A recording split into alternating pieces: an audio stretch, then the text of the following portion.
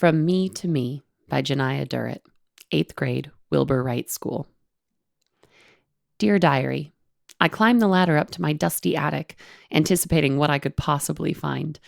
My mother had planned to move out and allowed me to look through my older things that I might want to keep before we leave.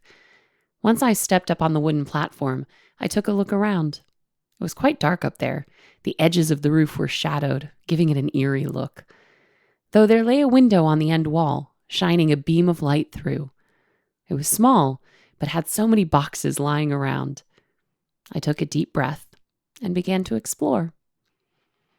As I started to dig through the boxes, I found a variety of old things.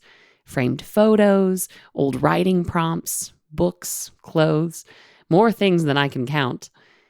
I found it nice to see my father's old prompts. In the past, he was such a talented writer, but he's long retired from the thought of publishing. While growing up, I found it inspiring, wanting to write just like him. While I thought about the sentimental memory, I came to the realization that maybe some of my own papers were up here.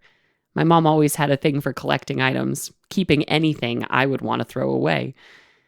I began to rummage through the boxes, flying through anything in my way that wasn't what I was looking for. Finally, I found it. I crouched down to get a better look, my pants getting dirty as the dust on the floor pushed against my knees. I grabbed the stack of old journals, my name marked on the front. I flipped through the pages, my smile getting bigger as I read the words of my younger self. The misspelled words, the incorrect grammar, the ongoing sentences that spoke of all my thoughts all at once. All so beautiful. To see what the world looked like for me only a few years ago was great. Then I began to actually read more into it. I began to recall all of my old dreams and passions. Dear Diary, today I got to meet the nice nurses at the hospital. I want to be a nurse someday. I want to take care of people for the rest of my life.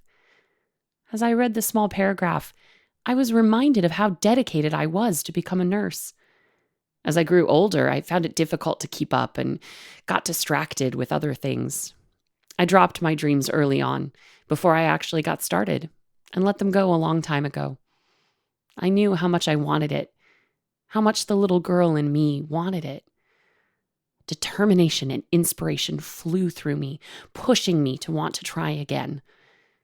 Once I finished going through all the rest of the boxes, grabbing the rest of the older things I'd want to keep, I looked back at the journals. I clutched them in my arms and began to leave. I came to this attic as the girl who dropped her dreams a while ago, on the verge of never running back to them ever again.